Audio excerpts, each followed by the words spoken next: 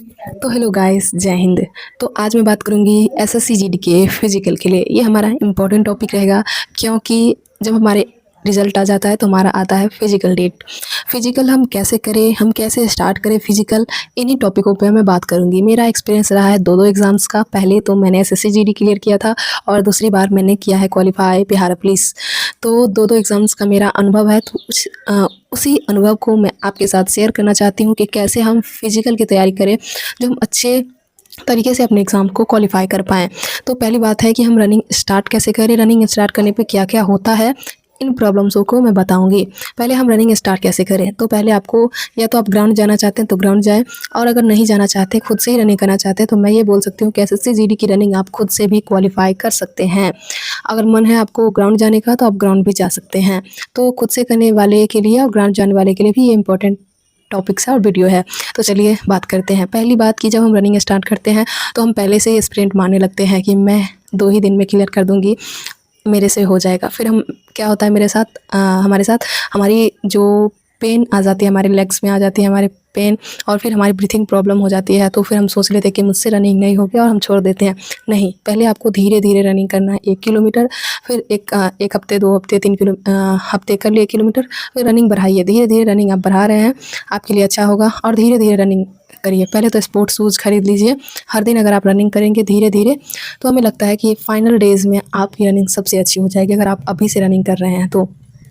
तो रनिंग करेंगे तो आपको 2 प्रॉब्लम्स होगी, एक ब्रीथिंग प्रॉब्लम होगी और दूसरी आपकी पेन आ जाएगी, जैसे शिन पेन हो जाएगा, काफ मसल्स दर्द दर्द करेंगे, तो ये सब होगा। और इसके लिए कोई चिंता मत लीजिएगा, इसके लिए एक्सरसाइज़ है, वो अगर आप करिएगा तो आपको ये प्रॉब्लम्स ठीक हो जाएँगे। पहले तो स्ट्रेचिंग करके ही दौड़िएगा, थोड़ा-मोड़ा स्ट्रेचिंग कर लीजिएगा और फिर रनिंग स्टार्ट कीजिएगा। जैसे आपको 2-3 महीने हो गए तो फिर आप अपना टाइमिंग भी लगाइएगा 1600 मीटर का। तो ऐसे अगर आप करेंगे तो आपकी रनिंग अच्छी हो जाएगी। फिर आपकी जो लास्ट डे आ जाएँगे फिज़िकल का, तो इसके लिए आपको कुछ और इम्पोर्टेंट टॉपिक्स को याद करना पड़ेगा। पहला तो ये कि आप स्प्रिंट लगाइएगा।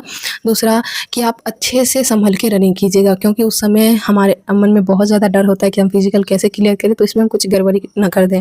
और फिज़िकल के साथ ये भी ध्यान रखते हुए फिज़िकल कीजिएगा कि हमारा मेडिकल भी है इसके बाद, क्योंकि हम क्वालीफाई ज़रूर करेंगे। जब हम फिज़िकल क्वालीफाई कर लेंगे तो हमारा मेडिकल का डेट आता है। तो फिज़िकल अच्छे से कीजिएगा, आराम से कीजिएगा, तो आपकी फिज़िकल ज़रूर क्वालीफाई हो जाएगा। जब मैं फिज़िकल करती थी तो मेरे साथ एक और लड़की फिज़िकल करती थी, जो वो लास्ट में मुझे मिली थी। क्योंकि मैं खुद ही रनिंग करने जाती थी अकेले ही, तो मेरे साथ वो लड़की लास्ट में आई थी, इसलिए उसका फिज़िकल क्वालीफाई नहीं हो पाया, क्योंकि वो लास्ट में मेरे साथ रनिंग करने आई। अगर वो पहले से रनिंग करती तो उसका इतना मार्क्स था कि वो फाइनल सिलेक्शन भी ले लेती। तो इसीलिए ऐसा मत कीजिएगा कि फिज़िकल के चलते आपका फाइनल सिलेक्शन रुके। तो आप अभी से ही रनिंग स्टार्ट कीजिए। आपको पेन होगा, आपको दर्द होगा, लेकिन आप उठिए, रनिंग कीजिए। जब मैं सीआईएसएफ की ट्रेनिंग ले रही थी तो हमें 4:30 बजे उठा दिया जाता था, और फिर हम पीटी करने जाते थे, डब्ल्यूटी, इंडोर ड्रिल, ये सब होता था। और यहाँ तो अलग तरीके से रनिंग होती है, वहाँ तो हम बोल के रनिंग करते हैं, 1-2 1 बोल के रनिंग करते हैं, बहुत अच्छा लगता रहता है प्लाटून के साथ। एक प्लाटून में 30 या 32 मेंबर होते हैं और वो बोल के रनिंग करते हैं, और इतना अच्छा लगता रहता है। और फिर हमने पूछा अपने सर से कि हम बोल के रनिंग क्यों करते हैं, तो वो बोलते हैं कि आपकी ब्रीथिंग प्रॉब्लम जो है ना, आपकी स्ट्रेंथ है ना, वो बढ़ जाती है। और यहाँ 3000 बॉयज़ गर्ल्स थे, और यहाँ हर कोई बोल के ही रनिंग करता था, हमेशा बोल के रनिंग होती थी। ये बात नहीं है कि हम कभी भी रनिंग हो सकती थी। जैसे हम लोग नाश्ते करके रनिंग करके जाते थे, वो भी 1-2 1 बोल के। और फिर इसमें बहुत इम्प्रूवमेंट हुआ हम लोगों में। जब हमने 1600 मीटर का ट्रायल दिया तो हमारा 7 मिनट में आया। हमारी जो फ्रेंड थी उसका 6:15 में उन्होंने रनिंग क्वालीफाई कर दिया 1600 मीटर। तो आप समझ सकते हैं कि इसका कितना ज़्यादा असर होता है। लेकिन अगर आप चाहते हैं तो आप अपने आम जीवन में इसका प्रयोग कर सकते हैं, लेकिन आपका मन नहीं है तो मैंने जैसे बोला है वैसे रनिंग कीजिएगा, वो भी क्वालीफाई हो जाएगा। जब आप जाएंगे किसी ट्रेनिंग सेंटर में तो आपको भी ऐसे नियम सिखाए जाएंगे जैसे मुझे सिखाए हैं।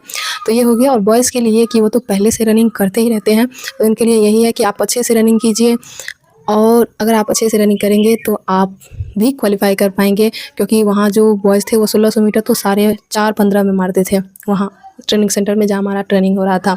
तो ये कोई बात नहीं है, आप अच्छे से रनिंग कीजिए, आप भी सक्सेस होंगे। और अब बात करूँगी मैं कुछ और इम्पोर्टेंट टॉपिक्स पे कि हमारा फिज़िकल तो हो जाएगा। मेडिकल के लिए अगर आपको नौकनी की प्रॉब्लम है, तो अगर आप, क्योंकि आप फिज़िकल कर रहे हैं तो उसका एक दो एक्सरसाइज होता है, वो अगर आप कर लीजिएगा तो आपकी नौकनी भी ठीक हो जाएगी। और नौकनी ज़्यादा बॉयज़ की देखी जाती है, गर्ल्स की नहीं देखी जाती है ज़्यादा।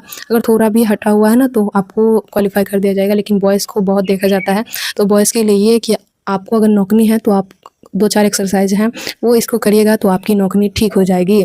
और ये कि आप दूसरे एग्ज़ाम्स की भी तैयारी करते रहिए। जैसे अगर आप बिहार से हैं तो बिहार पुलिस की भी वैकेंसी आने वाली है, तो उसकी भी तैयारी करते रहिए। और कोई और भी एग्ज़ाम्स है तो उसकी भी तैयारी करते रहिए।